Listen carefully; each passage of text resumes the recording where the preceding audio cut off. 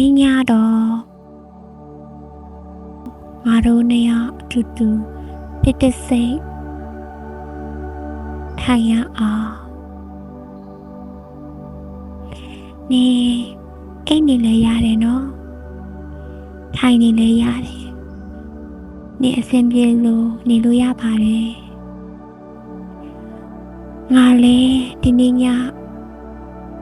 အများကြီးပြောချင်ဘူး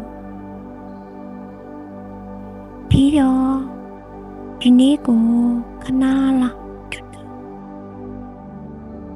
ညီညီလေးနေရအောင်ခုညနေမှာခဏနားထောင်ကြည့်လေတိုက်တန်တွေနာရီရအတန်တွေပြင်ကအရေးအော်တန်လေးတွေဒီအတန်တွေအားလုံးကသွားသူလေပတ်နေတာပါအလင်းမလို့ငါတို့လည်းအလင်းလိုနေစရာမလိုတော့ပါဘူးဒီလိုတိတ်ဆိတ်နေတာလေးကိုပဲနားထောင်နေရအောင်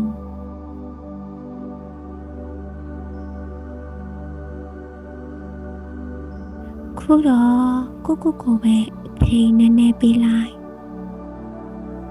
ငါလည်းအခုအချိန်မှာနင်းနဲ့အတူတူအနာပေးမယ်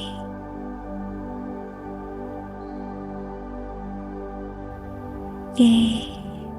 ခါတိုင်းလိုမျက်လုံးမိတ်ပြီးတော့ဝင်လေထွက်လေကိုရှူနေတာမဟုတ်ပဲနဲ့ငါတို့နေ့စဉ်ရှူသွင်းနေတဲ့လေတွေကိုတတိထားကြည့်ရအောင်နှာခေါင်းကနေရှူသွင်းမယ်ပါးစပ်ကနေပြန်ထုတ်